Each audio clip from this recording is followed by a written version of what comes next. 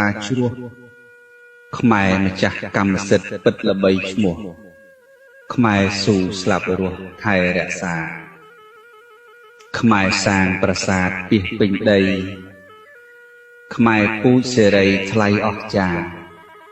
ខ្មែររួមគ្នាប្រឹងសាងរដ្ឋាខ្មែរពូជដូនតាពូជអ្នកជាខ្មែរម្ចាស់មូលដ្ឋានវប្បធម៌